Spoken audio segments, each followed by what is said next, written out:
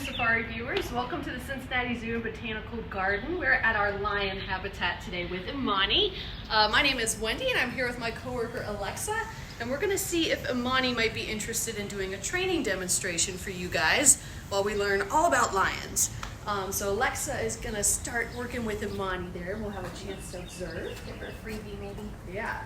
So today, Imani's going to be working for some tasty meatballs. Lions are obligate carnivores, which means they have to eat meat, and they only eat meat. And that's what they eat to survive, so they get lots of different kinds of meat here at the zoo. She's like, what you want me to do? Now I go over here to get the meatball. So those of you who have been to our lion habitat and visited, and if you were lucky enough to see training demonstrations live, you'll know that at the center of this glass viewing panel we have this big fake tree, and it has a couple of arms sticking out of it that are actually hiding some feed chutes. So there's a tube that runs from all the way out here where we are on this side of the glass down to where Imani is, so that we're able to drop the meatballs down to her safely, and so that she gets reinforced for all of her hard work. The training that we do with our cats is great for them in a couple of different ways. One, it's physically stimulating, so we can kind of get them up and moving and interacting with us. Two, it allows them to participate in their own care in certain ways. So for example, you saw Alexa was just asking for that open mouth behavior so that we can check her teeth out, make sure everything looks healthy and good, see if we need to contact our veterinary dentist or anything like that. I will say too, we have some ducklings that have decided to visit the lion habitat and have been swimming around in the moat. So far today, Imani has been interested in watching them, but it doesn't seem like she cares to try to hunt them, so that's good. But she does get distracted a little bit by them, so if she loses focus, we're going to be pretty understanding, because ducklings are adorable and they distract humans all the time too. Let's see, so if you are familiar with our cats, you will also know that Imani has a partner named John, and John and Imani are usually out here together. Oh, that was a good lay down. In order for Imani to be able to focus on her training, we have John behind the scenes waiting his turn to come out, but he will be joining us towards the end of Imani's training session. We were going to try to get John out here and see if they would train together, but John opted out on this beautiful day. He said, nope, I don't feel like participating. And that's actually kind of important to talk about too. As often as we can, in as many scenarios as we can, we like to give our animals choice and let them have freedom, let them decide what their day is going to look like, if they want to participate in training, enrichment, things like that, if they want to be inside or outside. Animals seem to just be happier and do better in general with the more choices that they have. So John is choosing not to train today, but hopefully will be joining us in a little bit. Lions are pretty amazing cats. They're my favorite species of cats, and they're different from many other species of cats out there in a few ways, so we're going to talk about some of those. For one, lions are the only species of cat that are considered truly social, and they live in big family units called prides. A lion pride can have anywhere from 3 to 30 individuals, and the majority of the individuals in that pride are going to be related females. So mothers and daughters, sisters, aunties, and nieces. And then in those prides there will be either one dominant male or a few males. Sometimes those males are brothers and are related. A good example of that, the Lion King, demonstrated that beautifully. So Mufasa was our alpha male in the pride, but his brother Scar was also a part of that pride. So depending on that alpha male and his personality, he may or may not allow brothers to be a part of his pride. But obviously there's a certain risk involved with that if you do have other males involved in the pride. And again, Lion King got that part of the story right, as we see. They might challenge you, they might try to take over. In the pride, the lionesses are actually the ones responsible for hunting. So the lionesses will go out and hunt together and kind of feed the family and bring home the bacon. And scientists have actually learned by studying lions in the wild that individual lions even have different roles during a hunt based on their body type, based on their skill set.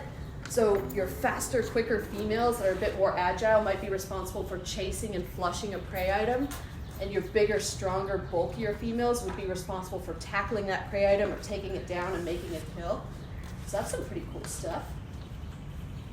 Aside from lions being the only social cats, they are one species of cat that exhibits sexual dimorphism pretty awesomely. So sexual dimorphism means that the boys and the girls have some pretty major differences between them. So a lot of times that's based on what we can see. So we are all getting a good look at Miss Imani cat right now, who's a female. And now that she's done with her training session, we're going to invite John to come out and join her.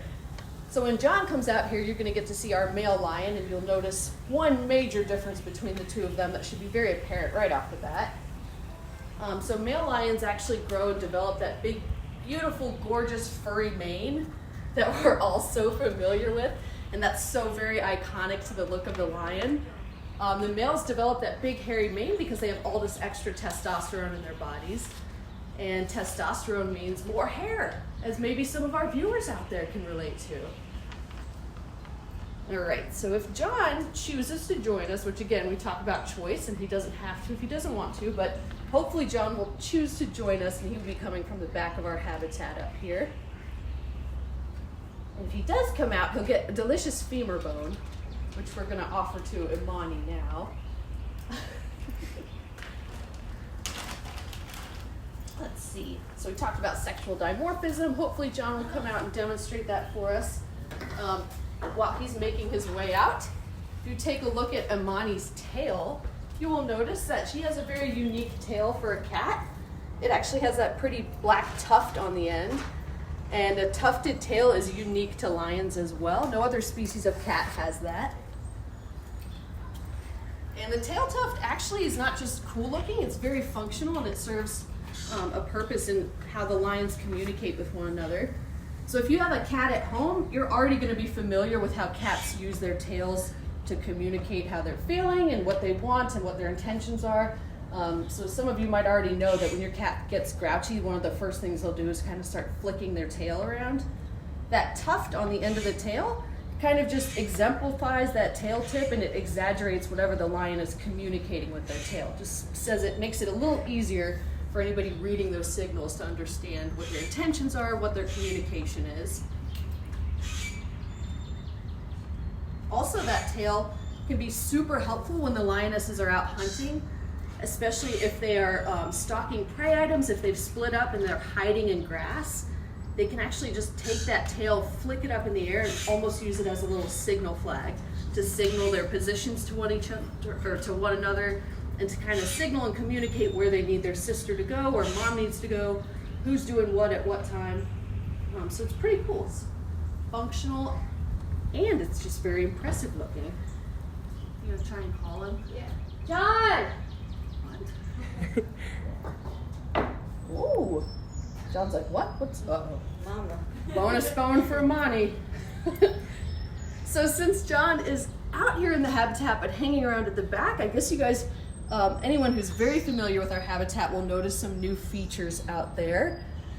So we have this brand new awesome enrichment tree that's sort of at the center and the back of our habitat, and John's kind of tucked away hiding behind it at this time.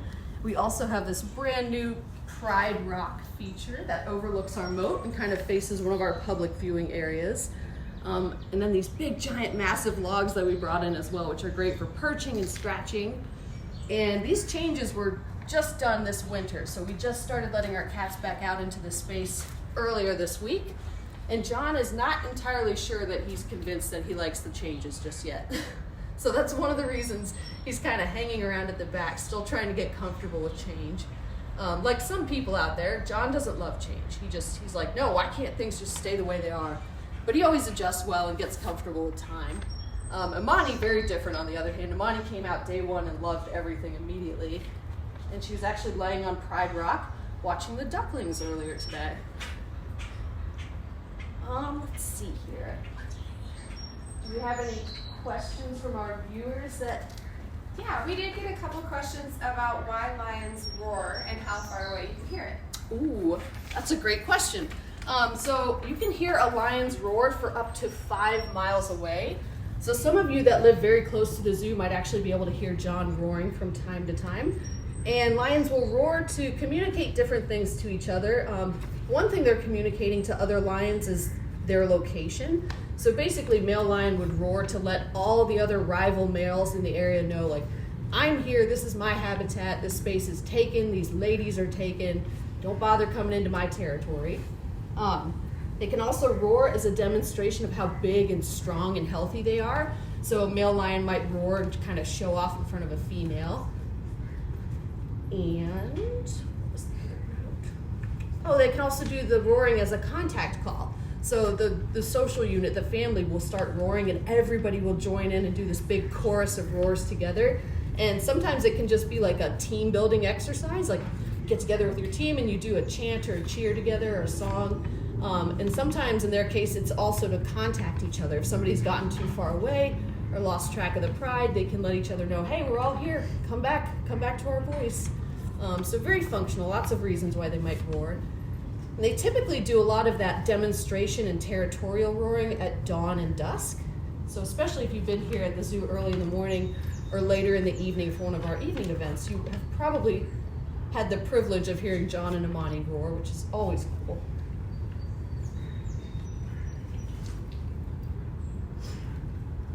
Oh, she's like, what? What's happening over here? Yeah. Oh, I think one of our guests was asking about how much our lions weigh. So Imani is weighing in at 307 pounds as of this week. And John is tipping the scales at around 420 pounds. So there's about a 120-pound difference between them, if you can believe it or not. Sometimes it's hard to see it, it's hard to tell because Imani's a little thicker looking and John looks more slender, but his build is bigger. And John has some serious muscle on him. So for those of you who are following along with the home safaris, and if you're participating in the activities portion, we have 2 activities set up for you guys today. And you can find information on both of them on our zoo's website under the home safari section. The first activity is going to be perfect, especially if you have little ones. It's kind of an art and craft type deal. So you're actually going to be making your own lion's mane. So you're going to use whatever paper products you have around the house, art supplies, fun things like that. Paper plates are a great option to transform yourselves into lions, to make your own mane. And the second activity will be great, especially for anybody out there who's fairly tech savvy.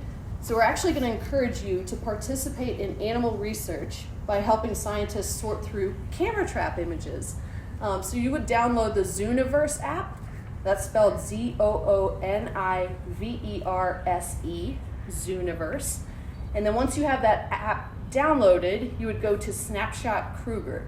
So that's the specific project that we're plugging because there's a chance that some of the camera trap images that you'll see will actually have lions in them, which is awesome.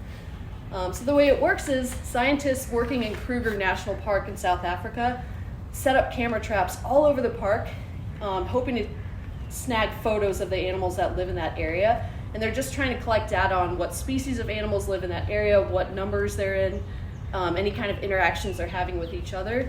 And they end up with thousands and thousands of images that can take a really long time for a few people to sort through.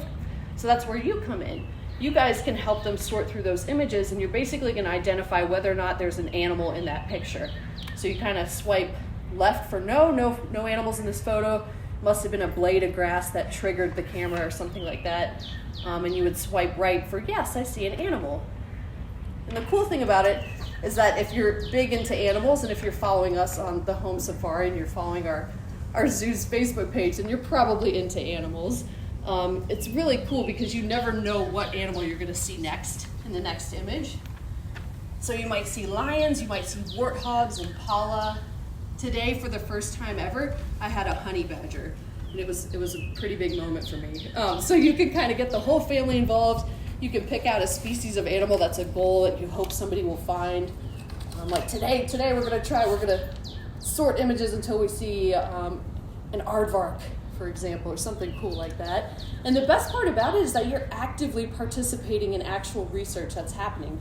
So you're being a wildlife warrior right from your couch. You're helping scientists accomplish their goals out in the wild to try to better the lives of the animals out there, to make a difference. and help all these amazing, cool animals like lions make a comeback and continue to thrive and survive. We've had a lot of people ask if they're fast and who their favorite keeper is.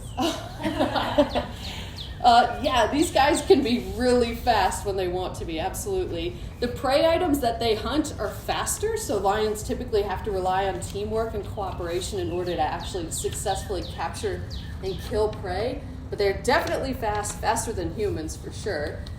And do the lions have favorite keepers? I guess you would have to ask them. They do have keepers that work more frequently with them than other keepers might. So I'm the primary keeper on their routine, so I get to see these guys usually 5 days a week. And we have a couple secondary keepers that work with them as well. If it's based off of familiarity and who feeds them the most, I might be their favorite, just because I get to work with them the most at this time. But they do have personalities, and they do develop relationships with their care team staff. So yeah, they probably do have their own individual preferences. But it's hard to say what they are without being able to ask them. They can swim. That's a great question. Yeah, lions are more than capable of swimming. For the most part, they don't seem to want to swim. At least our lions don't. John and Imani, I don't think, have ever been in the moat beyond their elbows, basically, of their front legs. But if there's enough of a motivation and a reason to swim, for example, those ducklings that could look real tempting in a few days' time if they're not careful, that might be reason enough to go for a swim. John actually has a brother named Baruti, who I believe lives at the Calgary Zoo, and Baruti's nickname is the water cat because he loves to swim and he gets into their moat habitat, or their moat feature of their habitat all the time. Our cats just aren't particularly interested in swimming. Do the lions climb in trees? Oh, that's a great question. Yes, lions can climb. They do climb regularly. They're actually very good climbers. And that's one of the features of lions that we're hoping to highlight with our new tree that we've built into our habitat back there. We've got that big long log kind of wedged up against there to give them easy access to get to the top of that tree. But in the wild, lions will go up into trees as a safe place to rest and also to get a better view of the savanna, the habitat, to try to scout for prey, basically, to look at all right, where's the next meal? We'll get up nice and high so we can see better, have a good vantage point. Oh my. There's lions demonstrating how they are protective over food. Not always great about sharing. That's where that expression, the lion's share, comes from. So the biggest, toughest, meanest cats in the pride are going to make sure that they get their fair share of every meal. And today it looks like that cat is Imani. She says, I'll fight you for it. Do they have a favorite food item? Yeah, they have fairly individual tastes. So Imani's favorite protein item that she gets is goat. Goat is hands down one of her favorites. She loves goat. John gets a couple of different whole prey items, and it seems like rabbit is his favorite of those.